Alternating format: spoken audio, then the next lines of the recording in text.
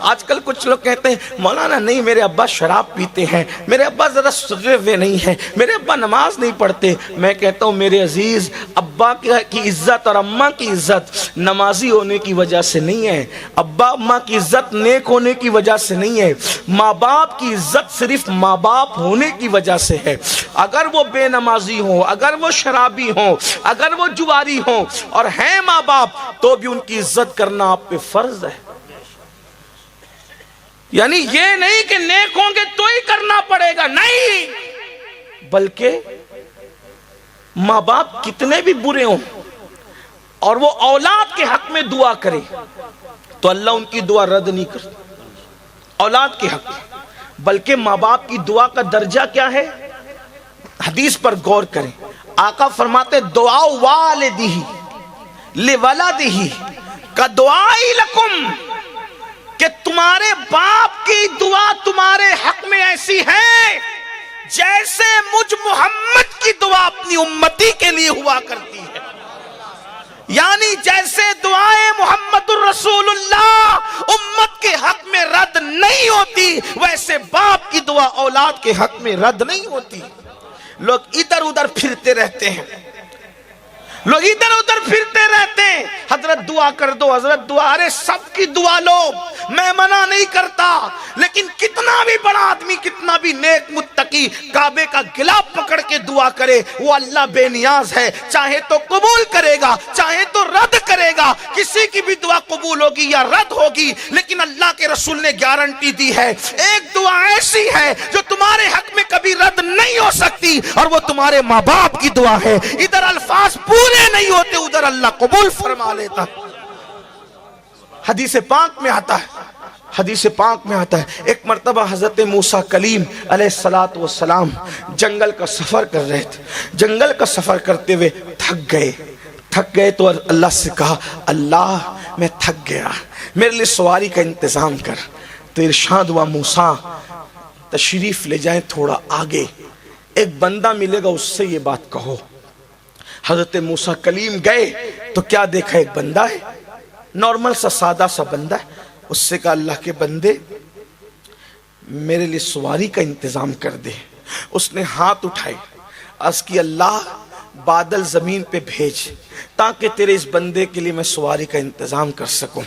ہاتھ اٹھا کے دعا کرنا تھا، بادل زمین پہ آ گیا۔ کہا کہ اے اللہ کے بندے، اے مسافر، یہ بادل حاضر ہے، آپ جہاں چاہیں گے یہ بادل آپ کو لے جائے گا۔ آپ بادل پر سوار ہو گئے، بادل پھر اڑنے لگا۔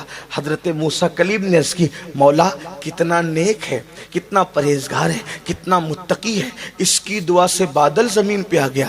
ارشاد ہوا موسیٰ نیک نہیں ہے۔ آپ سمجھ رہے نیک ہے، جتنا نیک سمجھ رہے نیک نہیں، متقی اتنا نہیں جتنا آپ سمجھ رہے، لیکن ہے ایسا کہ اس نے تو بادل منگایا، اگر یہ آسمان بھی زمین پہ اتارنے کی بات کرتا تو ہم آسمان بھی زمین پہ اتار دیتے۔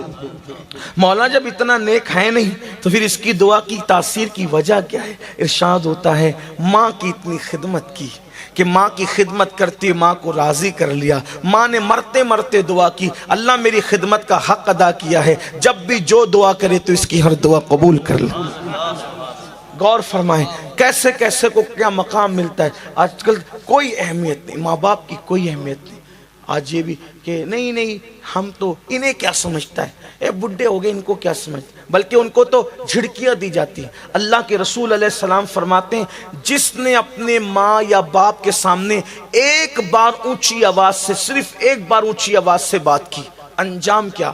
سرکار غریب نواز اپنے ملفوظات میں حدیث بیان کرتے ہیں کہ ایک بندہ آئے گا اللہ کی بارگاہ میں قیامت کے دن، اور اس کے نام اعمال میں پہاڑوں جیسی نیکی ہوگی، پہاڑوں جیسی، شاید ہی کوئی نیکی ہو جو اس نے نہ کی ہو، نیکیاں نیکیاں نیکیاں نیکیاں اور نیکیاں ہی نیکیاں۔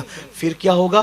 اس کی نیکیاں جب میزان پہ رکھی جائے گی تو میزان بھر جائے گا اس کی نیکیوں سے، وہ خوش ہو رہا ہوگا، بس ابھی حکم ہوگا کہ میں جنت میں جاؤں گا، ابھی اذن ملے گا کہ میں جنت میں جاؤں گا۔ ایسے میں ایک چھوٹا سا کاغذ کا ٹکڑا اس کے گناہوں کے پلڑے میں گرے گا. جب اس کے گناہ کے پلڑے میں چھوٹا سا کاغذ کا ٹکڑا گرے گا تو اس کی ساری نیکی ہلکی ہو جائے گی اور گناہ کا پلڑا بھاری ہو جائے گا, اور حکم ہوگا فرشتوں اس کو منہ کے بل گھسیٹتے ہوئے جہنم میں لے جاؤ. اللہ اکبر. جس وقت وہ یہ سنے گا تو اللہ سے عرض کرے گا مولا تیری شان بڑی نرالی ہے, تیری شان بڑی عظیم ہے مولا, میری پہاڑوں جیسی نیکیاں, میں نے نیکیاں ہی نیکیاں کی, لیکن یہ چھوٹے سے کاغذ کے ٹکڑے میں لکھا کیا تھا جس کی وجہ سے میری ساری زندگی کی نیکی ہلکی ہو گئی. تو ارشاد ہوگا تو نے صرف ایک مرتبہ چلا کر اپنی ماں سے یا اپنے باپ سے بات کی تھی, وہ چلا کر بات کرنے کا گناہ ایک گناہ لکھا ہے جس نے تیری ساری زندگی کی نیکی کو ہلکا کر دیا. آپ سے پوچھتا